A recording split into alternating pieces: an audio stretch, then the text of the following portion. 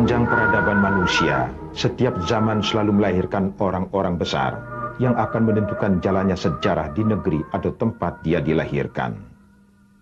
Peristiwa-peristiwa besar seperti revolusi, peperangan, penemuan baru di bidang ilmu pengetahuan atau benua baru tidak lepas dari peranan orang-orang besar yang mendorong atau menggerakkan terjadinya peristiwa itu.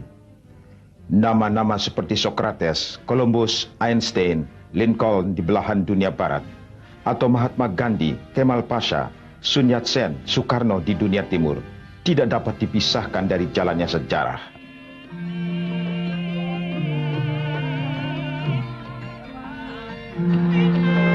Siapakah Soekarno?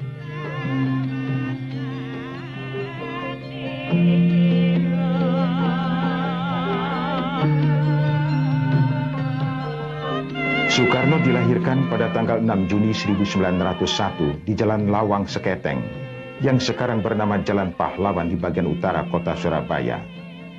Ayahnya Raden Sukemi Sosrodihardjo adalah seorang guru. Ibunya Idayun Nyoman Rai Sarimben, seorang wanita Bali keturunan keluarga Brahmana, kasta tertinggi menurut adat setempat. Sebagai seorang anak pribumi, Soekarno mendapat pendidikan dasarnya di sekolah rakyat atau Ongkoloro. Atas usaha keras Pak Sukemi, Soekarno berhasil masuk sekolah Belanda kelas 1 atau Europees Lager School di Mojokerto.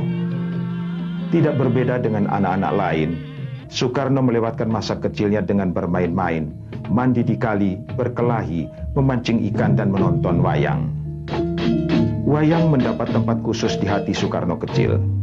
Bima atau Raden Werkudara, pembela keadilan dan kebenaran, adalah pahlawan dalam dunia kecilnya.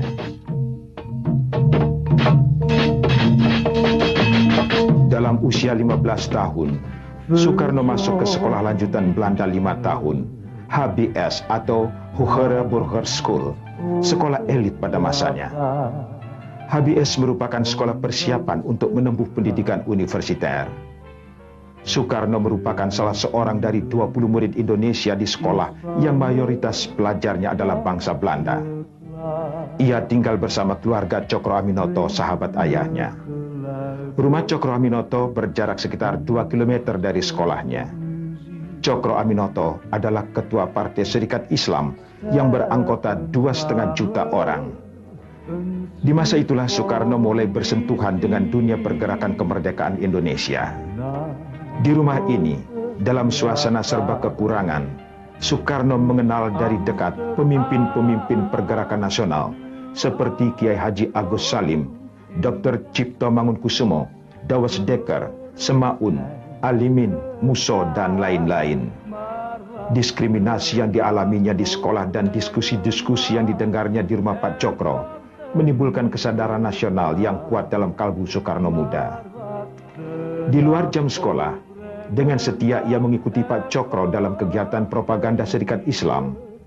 Soekarno berkesimpulan bahwa pidato Pak Cokro terlalu datar dalam irama pengucapannya. Dalam organisasi kepemudaan Trikoro Darmo, Soekarno mulai mengembangkan bakatnya sebagai ahli pidato ulung. Ia juga mulai menulis karangan-karangan dengan nama samaran Bima, tokoh pujaannya dalam dunia pewayangan.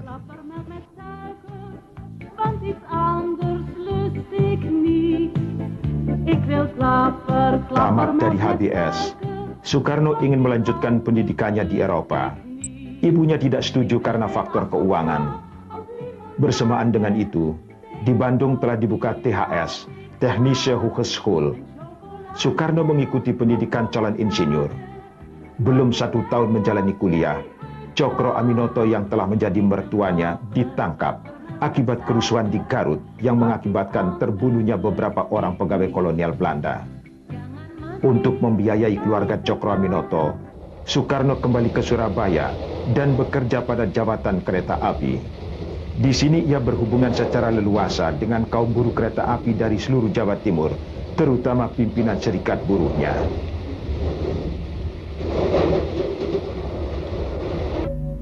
Masa kuliah di Bandung merupakan pematangan bagi Soekarno untuk mengembangkan pandangan politiknya yang disebut Marhainisme, yaitu sosialisme yang didasarkan pada kondisi masyarakat setempat. Soekarno menegaskan bahwa ia seorang kiri, seorang sosialis, tetapi bukan komunis.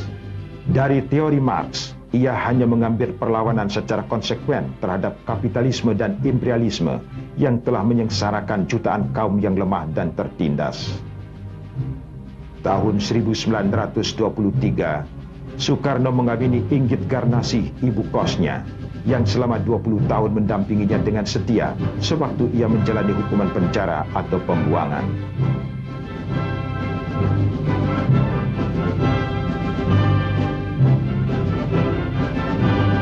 Setamat dari THS pada tahun 1926, Soekarno bersama kawannya Anwari mendirikan Biro Arsitek dan menolak bekerja pada pemerintah atau menjadi asisten pengajar di alma maternya. Dengan demikian ia memilih hidup menderita sebagai orang pergerakan daripada bekerja di pemerintahan yang menjamin kehidupan mewah dan kekayaan.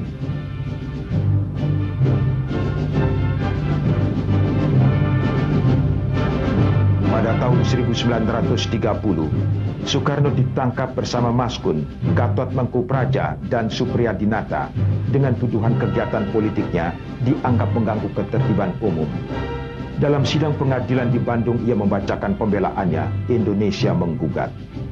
Pembelaan Soekarno lebih merupakan orasi politik yang menuduh kejahatan pemerintah kolonial Hindia Belanda terhadap rakyat Indonesia, dan ia pun tahu konsekuensi yang harus ditanggungnya. Pengadilan Negeri Bandung dalam keputusannya yang dikuatkan oleh Pengadilan Tinggi atau Radvan Justisi menghukum Soekarno 4 tahun penjara. Soekarno menjalani hukumannya di penjara Sukamiskin, Bandung. 8 bulan pertama ia mengalami isolasi, tidak boleh bertemu siapapun termasuk istrinya Inggit Garnasih. Bagi seorang pemimpin yang berada di tengah-tengah masa, hukuman ini dirasakan sangat berat. Hukuman yang sama dialaminya kembali menjelang hari-hari akhirnya oleh pemerintah Indonesia yang kemerdekaannya ia perjuangkan selama berpuluh tahun. Namun dinding penjara tidak dapat memadamkan semangat perjuangan seperti diinginkan oleh pembesar-pembesar kolonial. Dengan berbagai cara, Soekarno berhasil menghubungi kawan-kawan seperjuangan melalui Inggit Garnasih, sang istri yang setia. 8 bulan setelah dibebaskan dari Sukamiskin, Soekarno ditangkap kembali dan ditahan di kantor polisi Jakarta dan Sukamiskin selama 8 bulan. Sebelum akhirnya diputuskan untuk dibuang keluar Pulau Jawa. Gubernur Jenderal De Jonge dengan mempergunakan hak eksorbitan Recht tanpa proses pengadilan memutuskan pembuangan Soekarno, Hatta, dan Syahrir.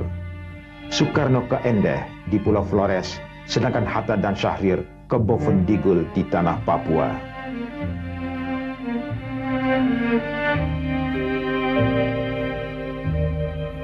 Penduduk kota Endeh, baik Belanda maupun pejabat pribumi, selalu menghindar kontak dengan Soekarno dan keluarganya. Polisi melakukan pengawasan 24 jam atas segala gerak-geriknya. Dalam keadaan terasing dari dunia luar, Soekarno bergaul dengan rakyat Flores yang masih buta huruf. Ia berkawan dengan petani kelapa, nelayan, dan golongan bawah lainnya. Antara tahun 1934 sampai 1938, ia aktif menulis lakon sandiwara untuk dimainkan oleh seniman rakyat yang buta huruf.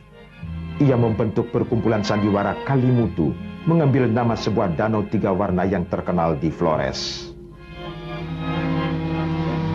Bulan Februari 1938, Soekarno sekeluarga dipindahkan ke Bengkulu setelah tinggal di pengasingan di Endeh selama 5 tahun.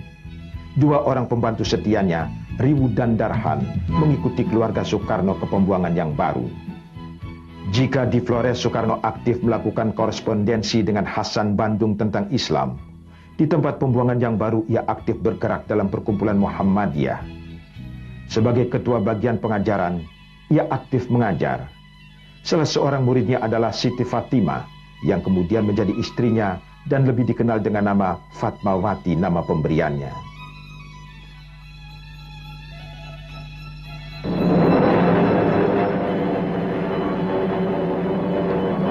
Sementara itu, suasana politik di Asia berubah cepat.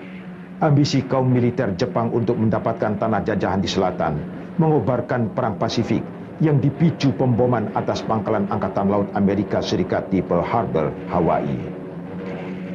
Pemerintah Hindia Belanda yang terlalu percaya pada kemampuan angkatan perangnya menolak setiap usulan kaum nasionalis untuk ikut serta membantu pertahanan Hindia Belanda dari serangan musuh.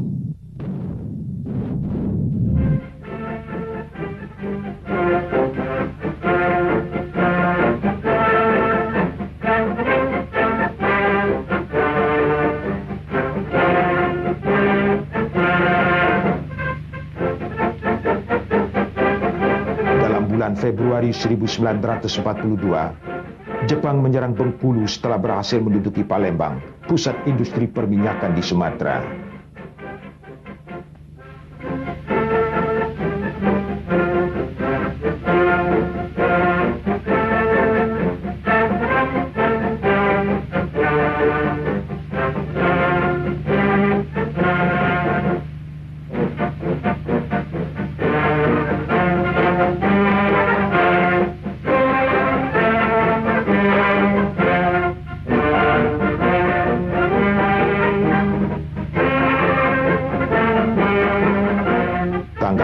Maret 1942, Belanda menyerah kepada Jepang di lapangan terbang Kalijati dekat Subang. Soekarno dan keluarganya dipaksa berangkat ke Padang untuk diungsikan ke Australia bersama pembesar-pembesar Belanda. Perjalanan dari Bengkulu ke Palembang ditempuh dengan truk dan berjalan kaki selama 5 hari. Setelah tertahan di Padang selama 5 bulan, akhirnya Soekarno diizinkan kembali ke Jawa oleh pemerintah militer Jepang yang ingin memanfaatkan popularitasnya untuk mempengaruhi rakyat agar mau membantu Jepang memenangkan Perang Asia Timur Raya. Soekarno dan Hatta sepakat untuk bekerja sama dengan Jepang dalam upaya mencapai kemerdekaan Indonesia. Soekarno dan Hatta akan bekerja secara terbuka, sedangkan Syahrir dan kawan-kawan bergerak di bawah tanah untuk menggerakkan rakyat dan membentuk kader-kader yang akan menjadi tenaga inti dalam perjuangan merebut kemerdekaan. Karena kerjasama secara terbuka dengan pemerintah militer Jepang, Soekarno kemudian dicap oleh Belanda dan sekutu sebagai antek Jepang yang akan dihadapkan pada pengadilan militer sebagai penjahat perang.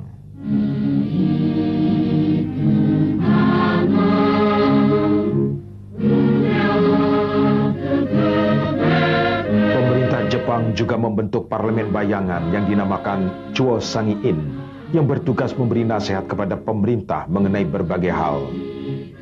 Meskipun fungsi Chuo Sangi-in lebih rendah dibandingkan dengan Volksraad di masa penjajahan Belanda, wakil-wakil yang duduk dalam dewan ini berusaha mempergunakan setiap kesempatan yang ada untuk tujuan nasional mereka.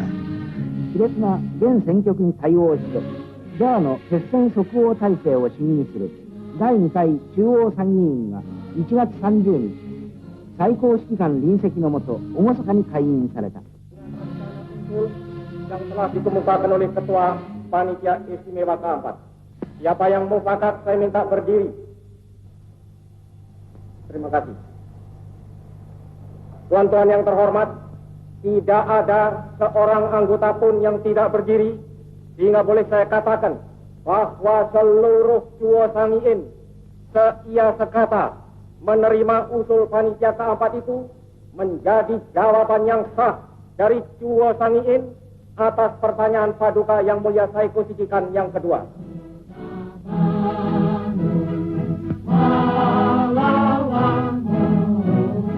Untuk menyiapkan kekuatan yang terlatih, Soekarno mengusulkan agar dibentuk Tentara Sukarela Pembela Tanah Air atau PETA.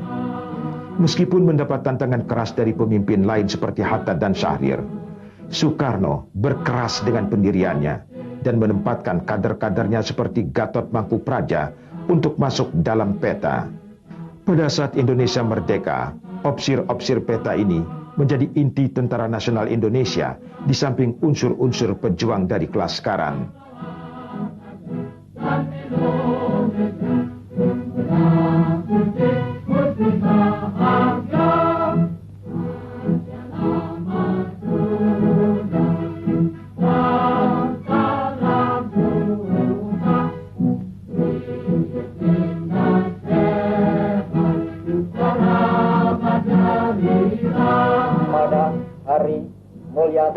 Isu yang baru lalu, maka rakyat Indonesia yang berdiam di daerah pemerintahan Kaigun mendapat kebahagiaan yang amat besar. Pada hari itu diperkenankanlah berkibar bendera kebangsaan kita sang merah putih. Dinyanyikan lagu Indonesia Raya, serta ditambah kesempatan bagi penduduk di sana untuk ikut campur mengambil bagian di dalam pemerintahan negeri.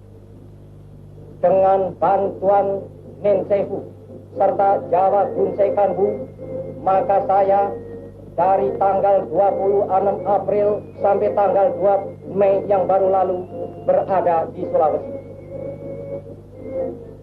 untuk memberi bantuan kepada usaha peperangan dan persiapan Indonesia merdeka. Rakyat Indonesia di daerah Kaigun telah insaf seinsaf-insafnya bahwa dua usaha ini tidak dapat dipisahkan satu dari yang lain. Perang yaitu merdeka, merdeka yaitu perang. Juga di sana saya gemblengkan di dalam hati sanubari rakyat bahwa kewajiban kita bukan hanya mencapai Indonesia merdeka selekas mungkin, tetapi memiliki Indonesia merdeka itu buat selama-lamanya. Syarat mutlak untuk memiliki Indonesia merdeka buat selama-lamanya ialah lenyapnya, hancur leburnya imperialisme Inggris, Amerika, Belanda dari benua Asia.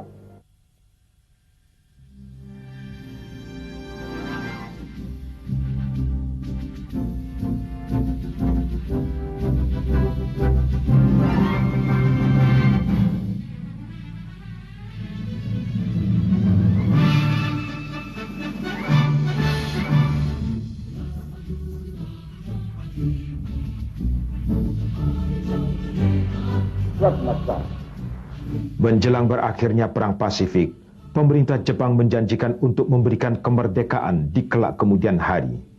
Menyambut pernyataan pemerintah militer ini, Soekarno dalam pidatonya di depan Saiko Sakikang menyatakan, Paduka Yang Mulia Saiko Sakikang, dengan hati yang terharu, kami menerima pengumuman bahwa Kerajaan Dainippon memperkenankan kemerdekaan segenap bangsa Indonesia di kemudian hari.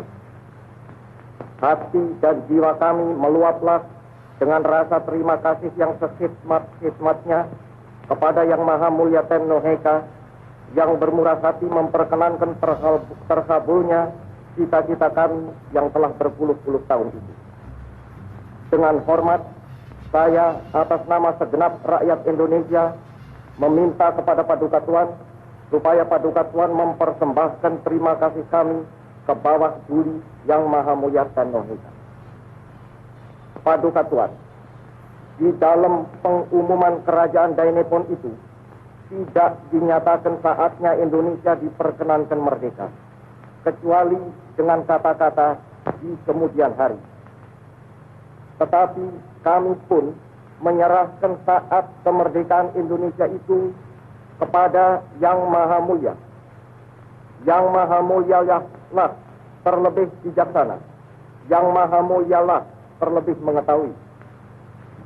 Kami hanya insaf bahwa lekas atau lambatnya saat itu datang adalah tergantung daripada besar atau kecilnya usaha kami untuk mendapat kecakapan-kecakapan yang perlu buat kemerdekaan, dan daripada besar atau kecilnya usaha kami untuk membantu lekas tercapainya kemenangan akhir peperangan Aceh Timur Raya. Tenno Heika, bantai! Bantai!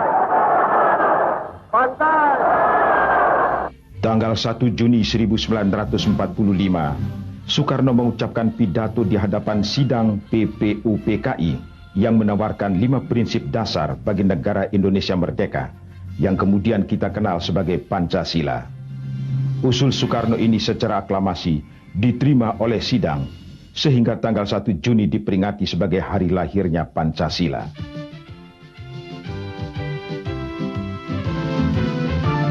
Sementara itu situasi peperangan semakin memburuk. Tentara Jepang dipukul mundur pada setiap front di Pasifik. Puncaknya ialah pemboman kota Hiroshima dan Nagasaki yang memaksa Kaisar Jepang atau Tenno Heika yang dianggap keturunan dewa itu memaklumkan berakhirnya Perang Asia Timur Raya.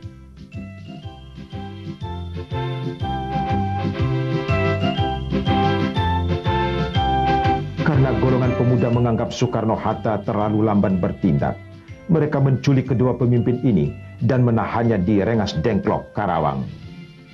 Soekarno dan Hatta masih menunggu persetujuan Jepang untuk kemerdekaan, walaupun Jepang sudah tidak berwenang lagi. Soekarno-Hatta tidak bisa dibujuk.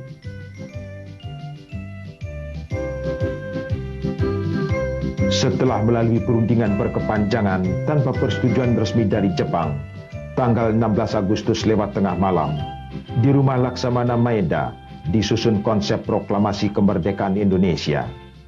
Tanggal 17 Agustus 1945, Soekarno membacakan proklamasi di depan rumahnya di Pegangsaan Timur nomor 56, Jakarta. Proklamasi. Kami, bangsa Indonesia, dengan ini menyatakan kemerdekaan Indonesia. Hal-hal yang mengenai pemindahan kekuasaan dan lain-lain diselenggarakan dengan cara saksama dan dalam tempo yang sesingkat-singkatnya. Jakarta, 17 Agustus 1945, atas nama bangsa Indonesia, Soekarno, Hatta. Ya mai bo, ya bundo, ya ni ne landai, ya jakonga basayu. Wai kaba saya be, bemuko anano, bemuko. Bunda, sinema ya konya fayo. Ariana ko awasara faine nyara dewa ma kanisa to de seria sinima sunyuwe dadero bemuko aimado yachina bemuko para kopile suarira ilai bodoreso sunade sumaso banapela sipure sepepe bonawa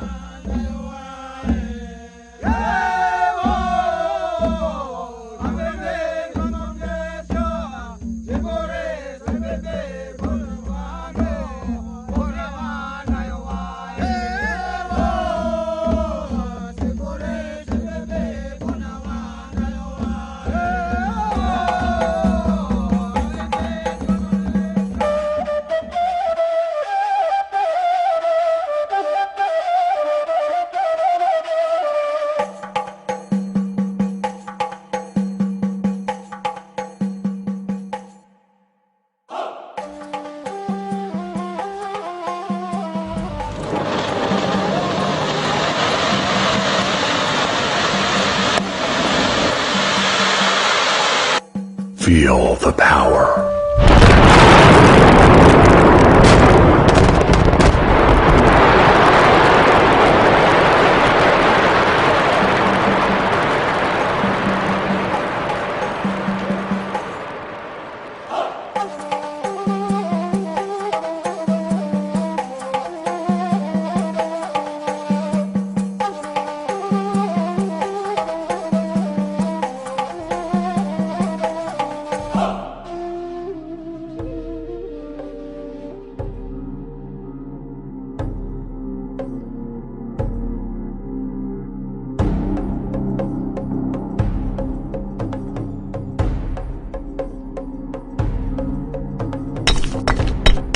Not enough gold, my lord.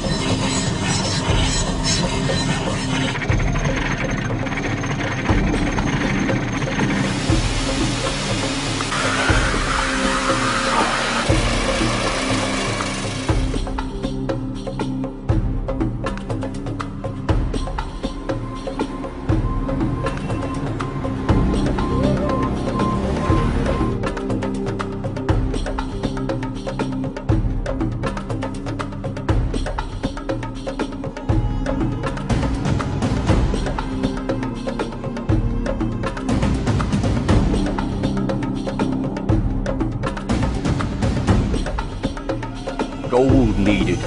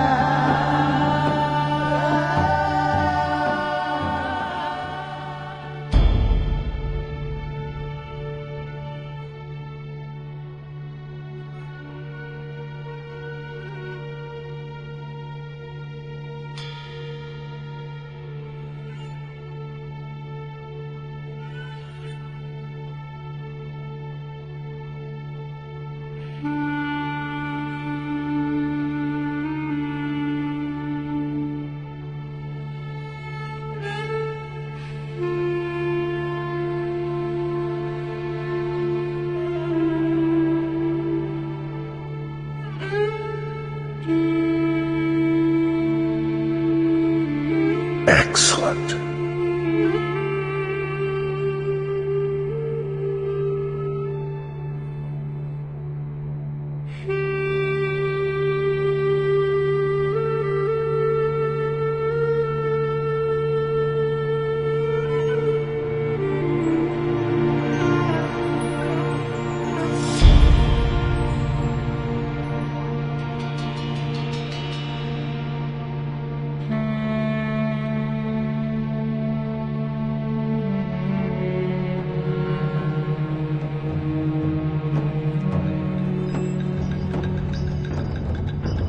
Lipat pembuatan undang-undang nyatanya bukan hanya melibatkan para pemangku kepentingan di dalam negeri.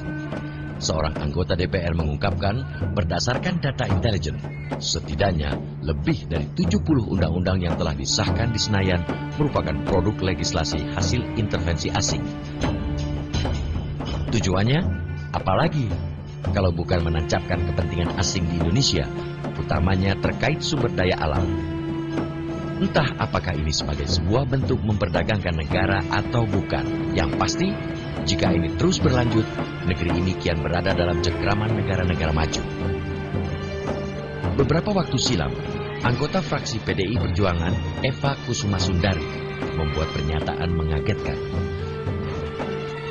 Dalam sebuah kesempatan, Eva melansir data intelijen soal 76 undang-undang yang dihasilkan Dewan merupakan pesanan asing. Selain terkait bidang-bidang yang menguasai hajat hidup orang banyak, seperti pertambangan dan energi, pertanian, peternakan, dan kelautan, nyatanya juga menjadi sektor yang dilirik asing. Seperti data intelijen yang diungkapkan Eva, negara-negara maju dan organisasi internasional terbilang leluasa memaksakan kepentingannya melalui sebuah perangkat hukum yang tidak main-main, yaitu undang-undang. Oh, ternyata yang ngedraft tentang adalah satu lembaga asing, dan itu dipasang di websitenya. Mereka dengan bangga menyatakan bahwa sudah berhasil mendorong adanya undang-undang migas melalui DPR. Am I victorious? Oh yes, I am. We'll be invincible.